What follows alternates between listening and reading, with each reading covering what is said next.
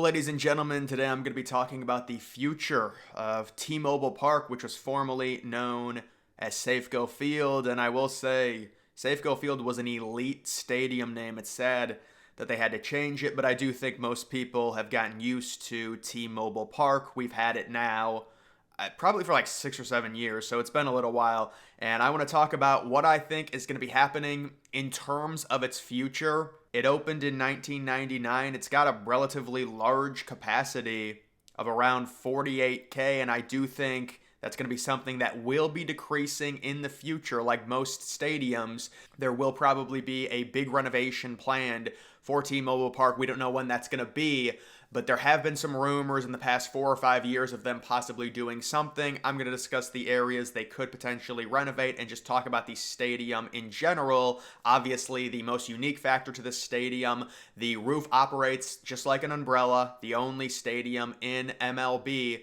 to have the open air component even when the roof is closed, which is a really good thing because it doesn't give them an excuse to always have the roof closed if the temperature is not perfect. The only reason the roof would be closed in this stadium is if it was raining, which is why this roof is open roughly 90% of the time. And I do think it has a relatively nice exterior. You can see when the roof covers the stadium. There is some natural light that gets let in because it is the open air component, so it's not the worst thing in the world either, although it is pretty dark in there when they do decide to close the roof. And the roof is perched up right above right field, very similar configuration as Lone Depot Park. The shadows when it comes to the roof are really not a problem at all based on the way the sun sets. It's not like a Rogers Center situation where you get really weird shadows deep in center field or anything like that because the sun sets from the opposite direction.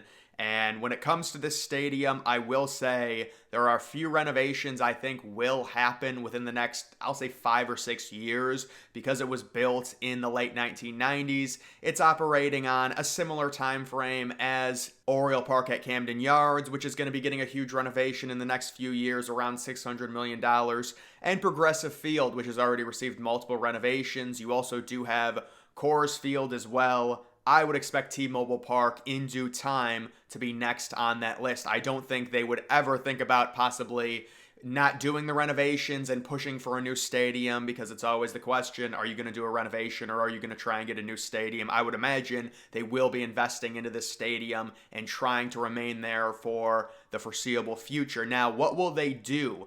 Well, I think there's a few things. The most obvious one, this has already been rumored, is possibly removing the seats out in the right field upper deck. Upper decks in general, especially outfield upper decks, are becoming more and more obsolete. And considering the capacity is 48K, I would imagine they would lower that with the renovation to around 41 or 42K. That seems like a good sweet spot for this stadium.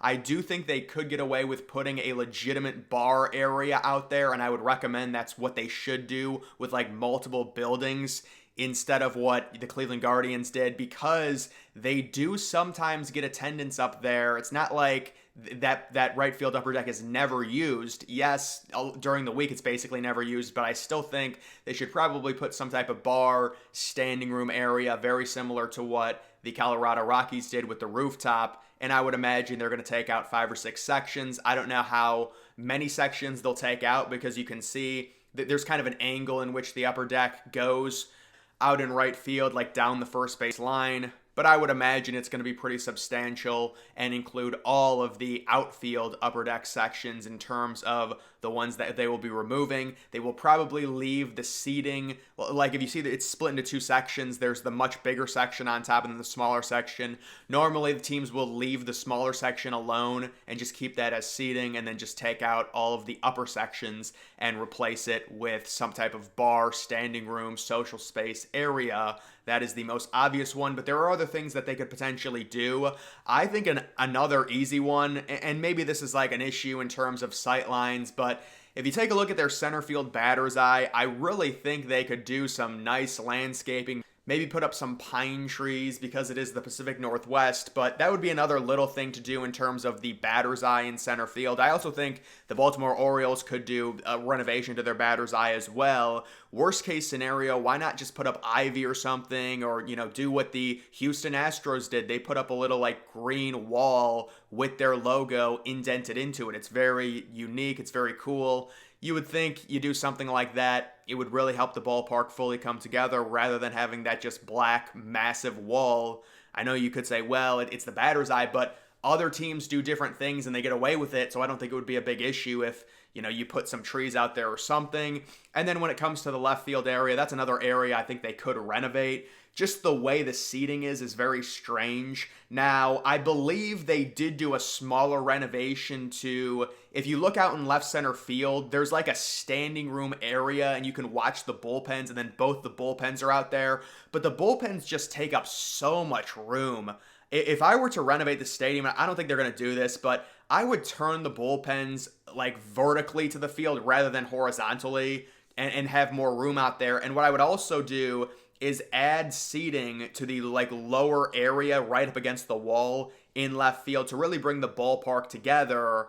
And it wouldn't be too much seating. I understand they already have a high capacity, but if you're taking out seating in the right field upper deck, adding a few lower sections out in left field to really bring the stadium together would be something that could happen. It's just their left field area is very discombobulated. It's similar to American Family Field, and there's another stadium that's getting a renovation, but American Family Field has like bleacher seating out in left field, but it's not connected to the wall. And this is something that the Rogers Center had. Now, the Rogers Center was different because it's multi-purpose, but they had the situation where they had a gap in between the wall and their seating.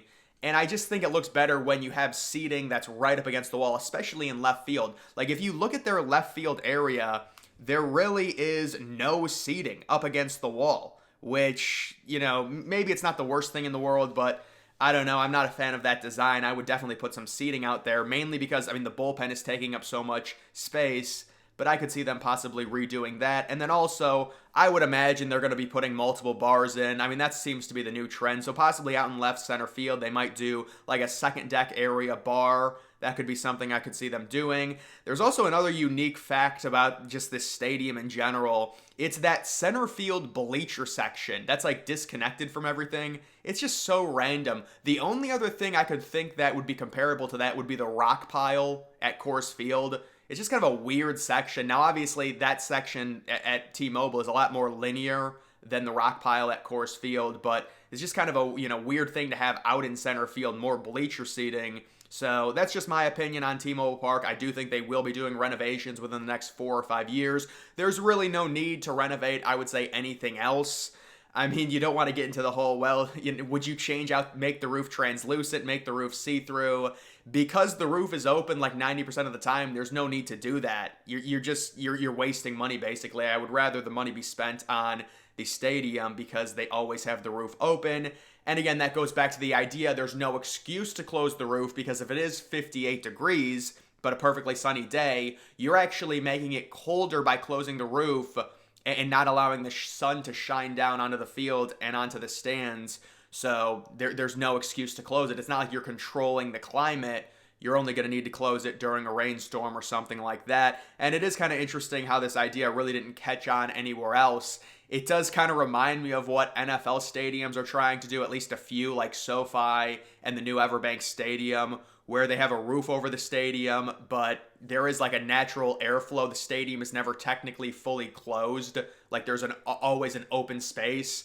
And obviously those stadiums are different because they have translucent roofs, but it's just interesting how this design really didn't evolve into anything, and it was only used for this stadium. It would be interesting to see if they used a design like this at Lone Depot Park. It probably wouldn't work. It's just a different climate. Really, the Pacific Northwest in general, this stadium, it's very unique to where, yes, they get a lot of rain, but actually Seattle in the summer is normally dry. Normally it's not crazy hot, obviously. It's nice and mild. Now, I'm sure people in Seattle will argue because it's been really hot everywhere.